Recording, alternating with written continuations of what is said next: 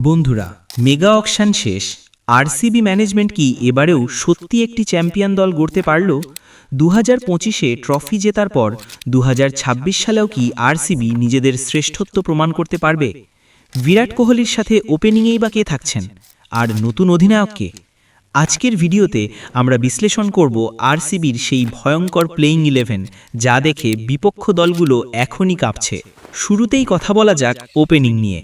এখানে কোনো সন্দেহ ছাড়াই থাকছেন ক্রিকেটের রাজা বিরাট কোহলি, এবং তার সাথে ইনিংস শুরু করতে দেখা যাবে বিধ্বংসী ইংলিশ ওপেনার ফিল সল্টকে।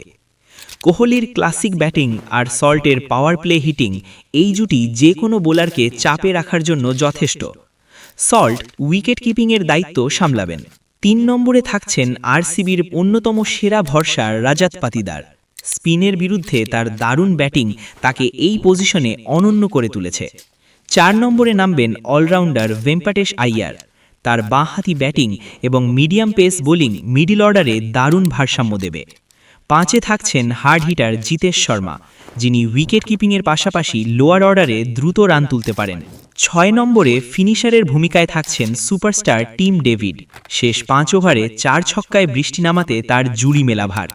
7-এ থাকছেন অভিজ্ঞ অলরাউন্ডার ক্রুনাল পান্ডিয়া। তিনি যেমন ব্যাট হাতে রান করতে পারেন, তেমনি মাঝের ওভারে বোলিংয়েও পারদর্শী।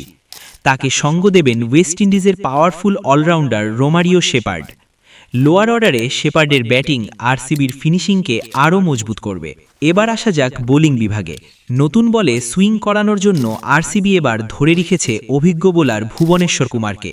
তার সাথে জুটি বাঁধবেন সুপারস্টার জশ হেজেলউড। এই 2 অভিজ্ঞ বোলার পাওয়ার প্লে সামলাবেন। আর ডেথ ওভারের জন্য আরসিবির প্রধান ভরসা হিসাবে থাকছেন বাঁহাতি পেসার ইয়াশ দায়াল। তো বন্ধুরা, এই হলো আরসিবির 2026 সালের মেগা অকশনের পর সম্ভাব্য প্লেইং 11। আপনার মতে এই দল কি পারবে তাদের শিরোপা ধরে রাখতে? এই স্কোয়াডে আর কাকে রাখা উচিত ছিল? আপনার মতামত কমেন্টে জানান। ভিডিওটি ভালো লাগলে অবশ্যই লাইক করুন এবং নিয়মিত ক্রিকেট আপডেট পেতে ক্রিকেট ক্রাফট চ্যানেলটি এখনই সাবস্ক্রাইব করুন। আবার দেখা হচ্ছে পরের ভিডিওতে।